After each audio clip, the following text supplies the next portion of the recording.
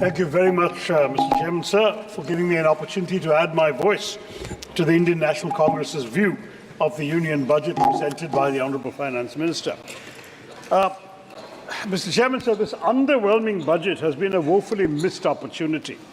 For after all, this was the government's chance to prove to the citizens of India, after the colossal setback the BJP suffered in the recently concluded general election, that the Prime Minister and the Finance Minister have actually listened to the concerns of the people. But once again, they've let the people of India down.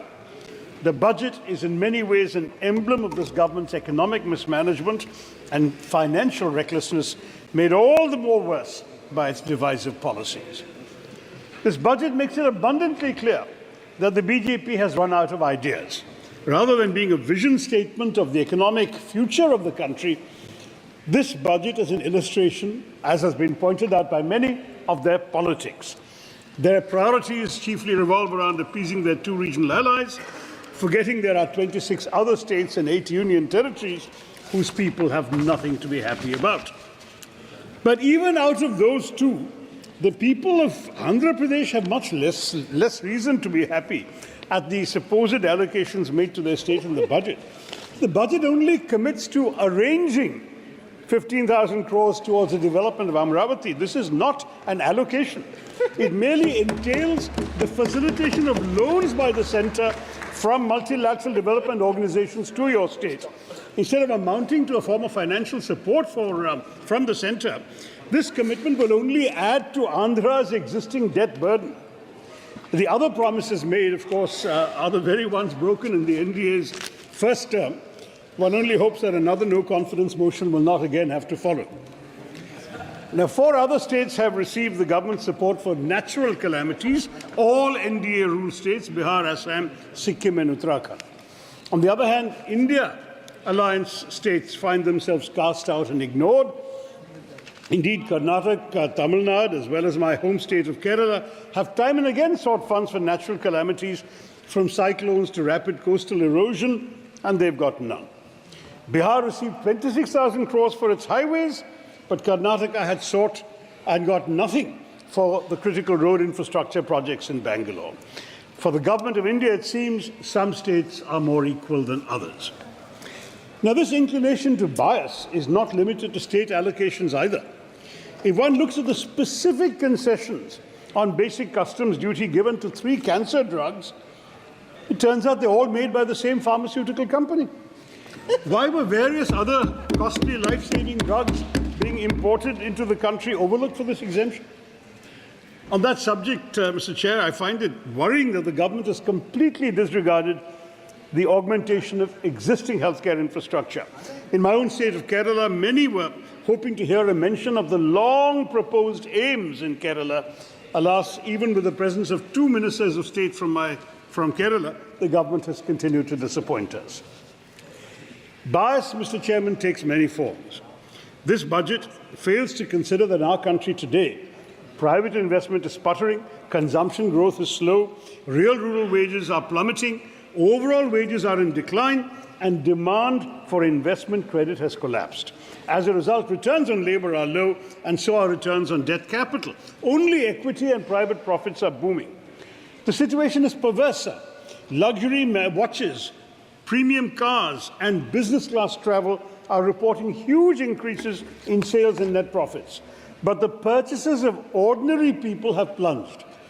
Baniyan Genji खरीदने के लिए लोगों के पास पैसे नहीं हैं. But SUV sales are rising and small car and two-wheeler sales are tanking.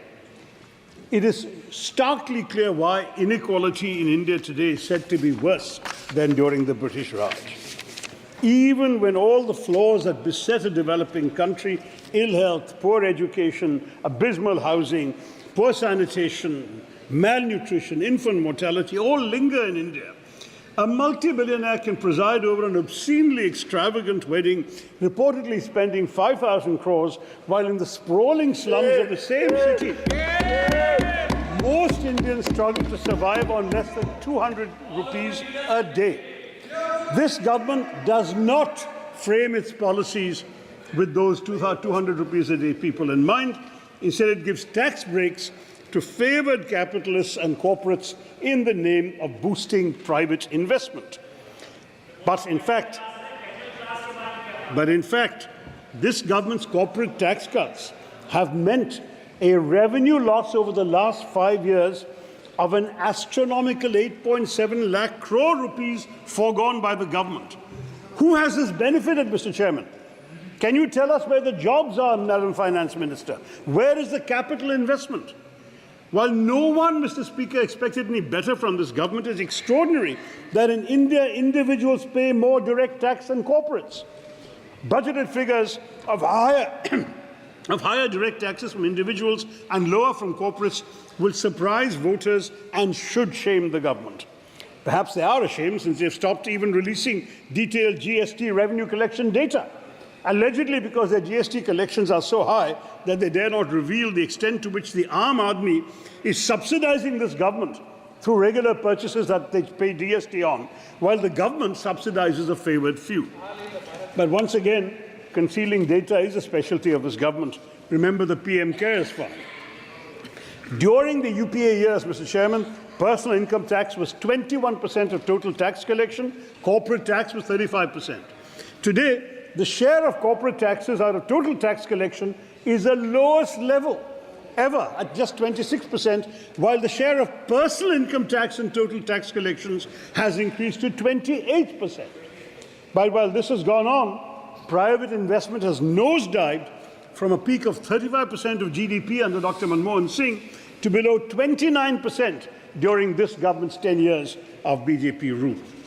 So the corporate tax cut has put over 8.7 lakh crores in the pockets of billionaires, while the middle class and the Aam Aadmi continue to bear the weight of heavy taxation.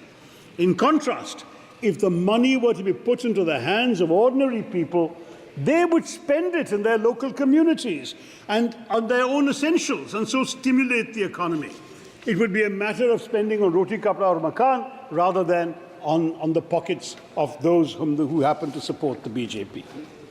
So I want to point out to the Honourable Finance Minister, in her absence, of course, that 1/3 of our population lives under 100 rupees a day. And if we are to have a budget that addresses their needs, we must pay attention to those crucial sectors of our economy that are conspicuous in their absence from this budget. My colleague Kumari Shelja has already addressed the emissions and agriculture, so in the interest of time, I won't touch that and farmers' welfare. But consider, for instance, that the word health is mentioned only 4 times in the speech. Indeed, Madam Minister did not even discuss healthcare at length. At a time in India when 55 million of our most vulnerable citizens are annually cast below the poverty line because of having to spend on healthcare, this budget offers nothing tangible for this vital sector. Was it really so long ago, Mr. Chairman, that COVID-19 rampaged through across the world, wreaking havoc and exposing our massively inadequate and ineffective healthcare sector? Yet, if one were to look at the budget, it would seem that the pandemic has been forgotten, for allocations to the Ministry of Health and Family Welfare have decreased as a share of the overall expenditure from 2.16% in 2019 to 1.9% in the budget. At the same time, the Ministry of Ayush has had an allocation nearly doubling. The fact is that India is just not spending enough on health. Brazil, Russia, China, South Africa, the other BRICS countries spend roughly 14 to 15 times more than us. Until recently, even Bhutan, Nepal, Maldives were outspending us. This year, the budget outlay for health has seen a minuscule rise, yet far from the aspiration of 5% of the GDP, the Modi government's health expenditure as a proportion of GDP remains stagnant, and we are even distant from spending the minimum 2.5% that was outlined by their government in the National Health Policy. We also must address the so-called missing middle. According to Niti Aayog, these are the people who have no health insurance cover and are too well off to be eligible for the Ayushman Bharat Yojana. When flagged in a 2021 Niti Aayog report, the government said they would take notice of this, and yet here we are in 2024 with no health solution at all for this middle class. This is highly irresponsible and reflective of our government's inability to afford something as basic as healthcare insurance cover to some of our neediest citizens. Offering health insurance to employees at negotiated rates, reducing GST on health insurance premiums, offering such tax benefits as increased exemption limits under Section 80D of the Income Tax Act, could all have been ideas for the finance minister to make health insurance far more affordable and accessible, especially for the middle section, the missing middle of our population, which is growing according to the government, but she has completely overlooked them. The truth is, Mr. Chairman, that even when it comes to a sector as indispensable as public health care, the mantra of the BJP, as with everything else, has been rebrand, not revamp. And so you've had India's health and wellness centres, which need more funds and more staff to provide cost-effective treatment to ordinary Indians, regardless of their faith, being renamed Ayushman Arogya Mandirs, casting a secular institution of a secular nation into an overtly religious mold. But perhaps a certain constituency in Uttar Pradesh should have taught the BJP never again to exploit a mandir for scoring political goals. Yet rebranding is what this government has done for the last 10 years. We've been calling it a name-changing government, not a game-changing government, as you know. But honestly, hearing the inflated claims of the ruling party after this weak budget and all the TV shows I had to appear on yesterday, I am reminded of a garage mechanic saying to the owner of a car, "हम आपके brakes तो ठीक नहीं कर सके, इसलिए horn की आवाज़ को बढ़ा दिया." That's what the Sarkar is doing. The brakes of the Indian economy have fallen out, but this government's horn keeps getting louder. Let's look at the targets announced for Make in India in its 10 years of existence and underachievement. This government thinks honestly that rhetoric is a substitute for action. But if I may move to another sector of the economy which the budget barely pays any attention to, that's education, immensely critical to employment generation. For all the BJP's talk of upskilling youth and equipping them with the tools they need to procure jobs in today's intensely competitive job market, there was no mention in the budget speech of primary or higher education. We have a staggering 3.5 million youngsters, 35 lakhs, dropped out of school in the last academic year for which there are records. And this is not just an indication of economic failure by the government, kids having to join the informal workforce to support their families, but it's the future of India stepping away from the path of knowledge, Mr. Chairman. It's deeply unfortunate. And while leaving school may not be in these students' hands, getting them back to school is certainly in the government's hands. So it's a shame that access to quality and compulsory education has been wholly overlooked in this budget. Education has been allocated a miserly 1.2 lakh crore rupees, which is a 7% decrease from the revised estimated allocation of 23-24. More alarming is the fact that the allocation for the Department of School Education and Literacy as a share of the total budget outlay reduced from 3.16% in 2013-14, the last year that we were in government, when the UPA was there, to just 1.53% in 24-25. And the combined allocations for both the departments have declined from 4.7% as a share of the total budget expenditure in our last year to 2.53% in your so far last year. Now, as a share of GDP, it's even worse. It's a horrifically low 0.36%. The government's own new education policy of 2020 recommends that the education budget should be 6% of GDP. Now, Mr. Chairman, if this Modi government cannot even meet the goals that they set for themselves, then what can we expect of them, Mr. Chairman?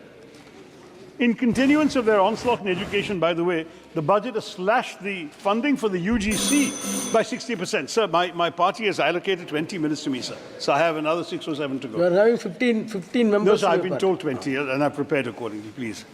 But they've slashed the UGC budget by 60%, and fears do abound now that this will reduce the UGC to purely a regulatory agency, encourage universities to start more self-financing courses, creating an additional financial burden on students, and will also make more universities dependent on loans from the Higher Education Financing Agency, a complete transformation in our education environment.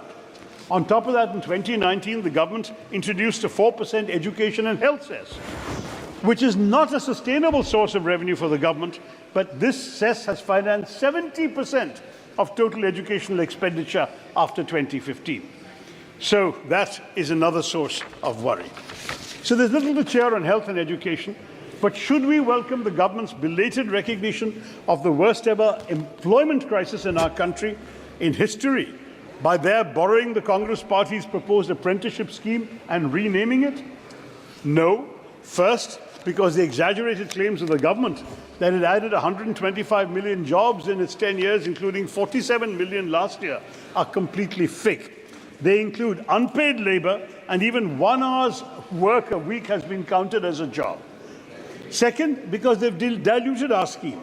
We had proposed an apprenticeship which would lead to jobs. They've reduced that to an internship, which is only assistance. They've only restricted to 500 top companies. We had it open-ended. We offered 1 lakh per person. They're offering only 5,000 rupees a month. And on top of that, they're saying 10% from CSR funds. CSR funds are meant for social welfare benefits and not for the companies to spend on themselves. So I have to say, on top of that, you have the fine print in the annexure that says that the participation in these companies is voluntary. I don't know how they're going to define the 500 top companies, and how would these companies voluntarily shoulder the government's burden of creating an economy where there are enough jobs. The precedents are not encouraging. Can the government tell us what became of their 10 years of skill development efforts? How many of those trained have been placed in real jobs? What about the schemes for women? Why is female labour force participation at a record low today of 28%? मगर चलिए सभापति जी, बहुमत हारने के बाद BJP तो हमारे सुझाव मानने लगी, ये तो अच्छी बात है अगर इससे भारत की भलाई हो जाएगी. But it's amusing to me that the BJP had to lose its majority in Parliament before they became receptive to effective suggestions from the opposition. Let me immodestly point out that it was I who, in the Lok Sabha on 10th of March 2016, asked the late Finance Minister Shri Arun Jaitley to reduce or remove angel tax in order to strengthen the startup ecosystem. And I'm glad to see that 8 years later, a finance minister has heeded my words and abolished it. So, chalo der aaye, durust aaye. But I have to say that the finance minister's rosy claims on FDI are belied by facts. FDI as a ratio of GDP has in fact collapsed from an average 2% of GDP to 0.5% of GDP last year, the lowest in a decade. One big reason for stunted private investment is the heightened risk perception of the Indian economy. Foreign companies actually pulling money out of our country. Some $44.4 billion have been pulled out in 23-24. And actual FDI, that is investments minus what they take out, has fallen to 26 billion, which is a 37% drop, according to RBI data, and the lowest number since 2006-07, when the UPA was in power. Similarly, the government's disservice of removing indexation benefits under the long-term capital gains tax is unforgivable, because countless members of the middle class worked tirelessly for years to be able to afford a house or make an investment in real estate to secure a pakka house for their families, and it's no longer a viable investment because you no longer can index the appreciation of that value to inflation, and you will pay a much larger sum as a result. In this example, a couple of minutes more, sir. In this example, we are looking at the government taking more taxes out of the pockets of the middle class, out of people who might even end up losing money in the course of buying and selling a property, which may be the only one that they can afford. So the real worry with all of this is that you're going to see a strong resurgence of cash transactions in purchases of property. It'll bring the real estate economy back into the deadly fold of black money. So much for na khaunga, na khane dunga. I must say, sir, the government keeps boasting of capex and infrastructure, but the fact is that, and it even says it'll create jobs in the tourism sector because of this. But the truth is, how can you create jobs or strengthen tourism when your refusal to reduce GST in hotels has made India amongst the costliest destinations? You exhausted 20 minutes already, please. Or indeed boost tourism when everything in the infrastructure we're seeing is collapsing. Terminal 1 in Delhi, the roof has collapsed. Rajkot and Jabalpur, the canopies have collapsed. 5 bridges have fallen in Bihar last month.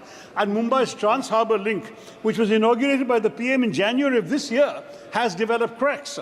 So what the finance minister ought to do is allocate resources to fix our infrastructure rather than boasting about the tourists it will attract.